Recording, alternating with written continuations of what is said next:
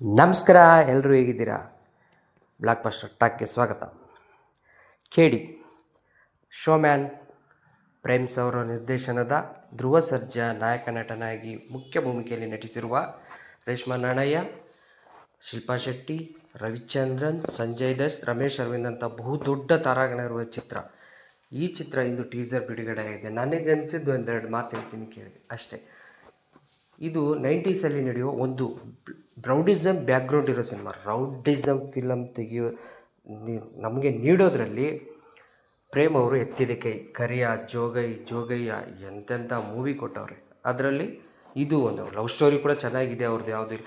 And ಅವ್ರ ಮೂವಿಲಿ song ಅಂತೂ ultimate ಆಗಿರುತ್ತೆ. ಎಲ್ಲ ಸಾಂಗ್ಗಳು ಸೂಪರಾಗಿರುತ್ತೆ. ಈ ಮೂವಿಲಿ 2 ಸಾಂಗ್ ರಿಲೀಸ್ ಆಗಿದೆ. 2 ಸಾಂಗ್ ಕೂಡ ಚೆನ್ನಾಗಿದೆ. ಅದರಲ್ಲಿ ಶಿವನೇ ನೀನು ಆಟ ಬಲ್ಲೋರು ಯಾರು ಕೂಡ ಅದು ಟ್ರೆಂಡಿಂಗಲ್ಲಿರೋ song is one of the best song KFI. And ಈ ಸಿನಿಮಾ ಧ್ರುವ ಸರ್ಜಾ ಅಭಿಮಾನಿಗಳ ಪಾಲಿಗೆ ಹಬ್ಬದೂಟ, ಮಾಸ್ ಮಸಾಲಾ ಮೂವಿ. ಧ್ರುವ ಸರ್ಜಾ ಅವರು ಒಂದು ಶಾಟ್ ಇದೆ. ಆ ಶಾಟಲ್ಲಿ ಒಬ್ಬರನ್ನ ಹಿಂಗೆ ಹಿಡ್ಕೊಂಡು ಬಾಯಲ್ಲಿ ಮಚ್ಚಿಟ್ಕೊಂಡು ಆ್ಯಕ್ಷನ್ ಡ್ಯಾನ್ಸ್ ಮಾಡ್ಕೊಂಡು ಅವ್ರನ್ನ ಹೊಡಿತಾರೆ. ಸಖತ್ತಾಗಿದೆ, ಅಲ್ಟಿಮೇಟಾಗಿ ತೋರಿಸೋರೆ. ಆ್ಯಂಡ್ ಒಂದು ಕಡೆ ಸಂಜಯ್ ದತ್ ಹೊಡಿತಾ ಇರ್ತಾರೆ, ಒಂದು ಕಡೆ ಧ್ರುವ ಸರ್ಜಾ ಹೊಡಿತಾ ಇರ್ತಾರೆ. ಅದು ಏನು ಇಬ್ಬರು ಒಂದೇ ಸಾರಿನಾ ಅಥವಾ ಬೇರೆ ನಾನು ಸಿನಿಮಾ ನೋಡೇ ತಿಳ್ಕೋಬೇಕು. ಸೂಪರಾಗಿ ಕ್ಯಾಮ್ರಾ ವರ್ಕ್. ಡೇವಿಡ್ ವಿಲಿಯಮ್ಸ್ ಇವರು ರಂಗಿತರಂಗ ಆ್ಯಂಡ್ ಇದು ಯಾವುದಪ್ಪ ನಮ್ಮ ರಂಗಿತರಂಗ ಆ್ಯಂಡ್ ಇನ್ನೊಂದು ಹೆಸರು ಬರ್ತಾಯಿಲ್ಲ ನನಗೆ, ಸಾರಿ, ವಿಕ್ರಾಂತ್ ರೌಡ. ನಮ್ಮ ಸುದೀಪ್ ಅವರು ವಿಕ್ರಾಂತ್ ರೌಡ ಸಿನಿಮಾದಲ್ಲಿ ಕ್ಯಾಮ್ರಾ ವರ್ಕ್ ಆಗಿ ಮಾಡಿದರು.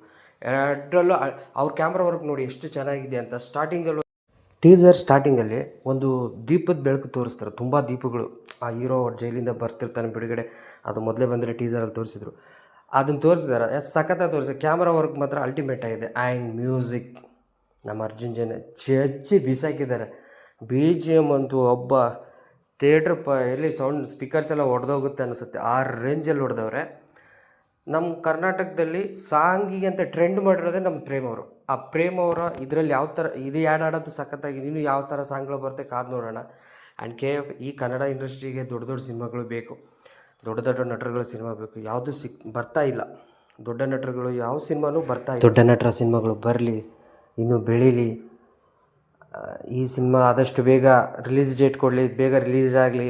ಇನ್ನು ಎಲ್ಲ ಸಿನಿಮಾಗಳು, ಕನ್ನಡ ಸಿನಿಮಾಗಳು ಥಿಯೇಟ್ರಲ್ಲೇ ನೋಡೋಣ, ಚೆನ್ನಾಗಿ ಓಡಲಿ ಅಂತ ಹಾರೈಸ್ತಾ, ಒಬ್ಬ ಕನ್ನಡ ಅಭಿಮಾನಿಯಾಗಿ ಹಾರೈಸ್ತಾಯಿದ್ದೀನಿ. ಯಾರು ಪೈರಸಿಯನ್ನು ಸಪೋರ್ಟ್ ಮಾಡಬೇಡಿ. ಆ್ಯಂಡ್ ಇದು ನನ್ನ ಮೊದಲನೇ ವಿಡಿಯೋ. ಏನಾದರೂ ತಪ್ಪಾಗಿದ್ದರೆ ಕ್ಷಮಿಸಿ.